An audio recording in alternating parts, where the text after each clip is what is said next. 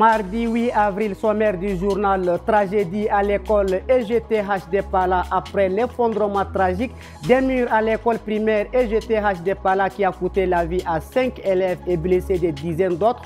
Le gouvernement témoigne de son soutien à travers la délégation de l'action sociale du Mayo-Kébi Ouest qui a remis des kits d'aide humanitaire aux familles touchées. Reportage à suivre dans ce journal.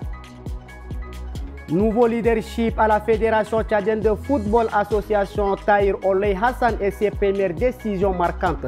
La liste des premières nominations a été dévoilée un mois après son élection à la tête de la fédération. Plus de précisions dans ce journal.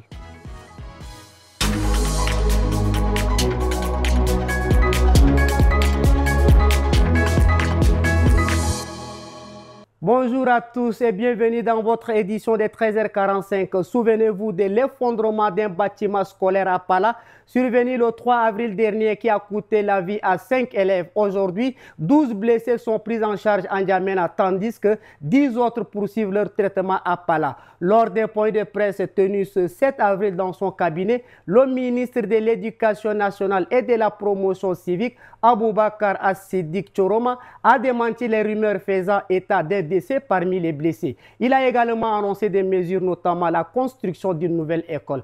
Extrait de sa déclaration au micro de Ndale Paul. Le ministère de l'Éducation nationale et de la promotion civique a pris les mesures urgentes suivantes. Anticiper le congé de Pâques pour les élèves de l'école EGTH. Installer 16 tentes de 70 mètres carrés pour servir des salles de classe. Doter l'école de 350 tables-bancs. Fournir des kits scolaires de toutes sortes aux élèves. Il a été décidé de construire sur le fonds GPE exécuté par l'UNICEF une nouvelle école comportant 12 salles de classe, des bureaux et des latrines à l'emplacement du bâtiment existant. Toujours à Pala, ce lundi, la délégation de l'action sociale du Mayo-Kébi Ouest a remis des kits d'aide humanitaire aux familles touchées par le drame. Un geste de compassion salué par les autorités locales. Reportage. Les dons ont été réceptionnés par le maire de la ville de Pala. Ils sont composés de 600 kits contenant des nattes, des sacs de sucre et de riz, des couvertures, ainsi que des cartons de savon. Une assistance du gouvernement pour soulager du mieux possible les parents des victimes du drame survenu à l'école de Pala. Les autorités locales assurent que la distribution de ces kits se fera dans l'équité. Ces dons iront droit aux destinataires et que, à travers ce don, que les cœurs soient consolés et que cela puisse contribuer à permettre à nos enfants blessés de recouvrer également leur santé. Le 3 avril, un mur de l'école primaire s'est effondré sur les élèves. L'accident a coûté la vie à 5 écoliers et fait une quarantaine de blessés.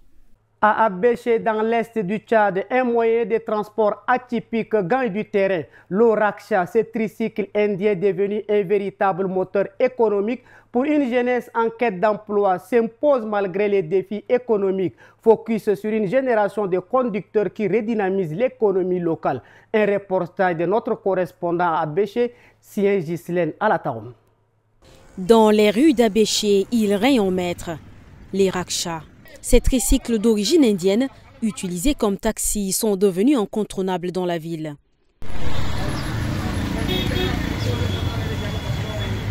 Impossible de les manquer. Et tant mieux, ils représentent une véritable opportunité pour de nombreux jeunes, étudiants, élèves ou chômeurs. Tous tentent ainsi de subvenir à leurs besoins. Dans une province fortement affectée par la cherté de vie, accentuée par l'arrivée massive des réfugiés à l'est du pays, ces engins sont devenus un moyen de résilience économique.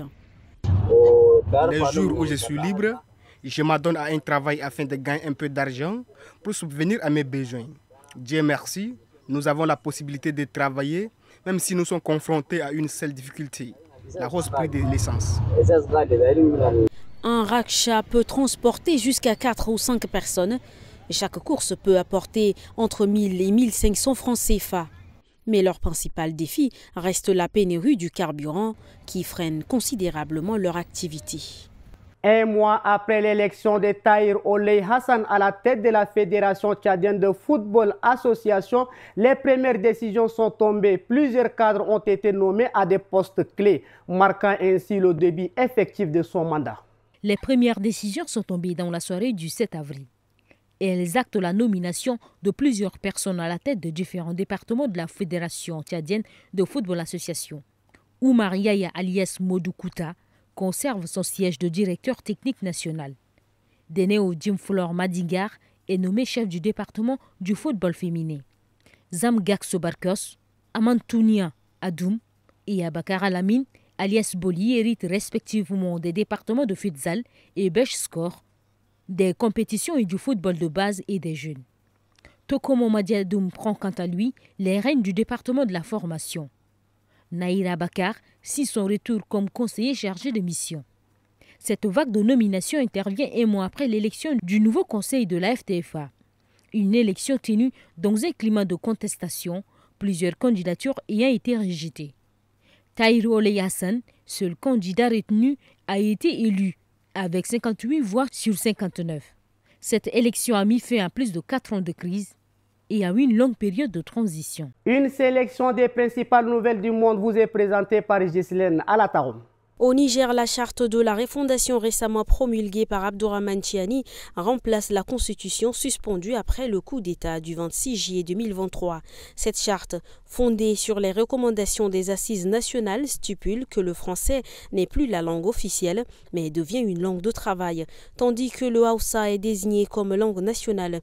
Ce changement suscite des préoccupations parmi la population, notamment sur une éventuelle hiérarchisation des langues et un risque de communautarisme dans un contexte de tension avec la France et un retrait de l'Organisation internationale de la francophonie. Au Cameroun, aucune réaction officielle n'a encore été émise suite à la résolution unanime du Parlement européen qui dénonce la persécution des journalistes, citant des cas emblématiques. Ce texte appelle à leur libération et au respect de la liberté de la presse en perspective de l'élection présidentielle. Rima Hassan, député européen, souligne l'importance de défendre les droits des journalistes et appelle à des réformes législatives, notamment concernant la loi antiterroriste. Bien que la résolution soit non contraignante, Cyril Roland Béchon, directrice d'une ONG, la considère comme un signe positif appelant à une réforme du système pour améliorer la situation des droits humains au Cameroun. Pour tenter de minimiser l'impact des nouveaux droits des douanes imposés par les États-Unis aux produits qu'ils importent du continent africain, les autorités ghanéennes ont pris contact avec Washington lundi 7 avril. À Accra, le ministre ghanéen des Affaires étrangères a rencontré l'ambassadrice américaine au Ghana avec un objectif: tenter d'obtenir une exemption de la nouvelle taxe pour certains produits exportés par son pays outre-Atlantique. C'est tout pour cette édition. Merci pour votre fidélité et très bonne suite de programmes sur notre antenne.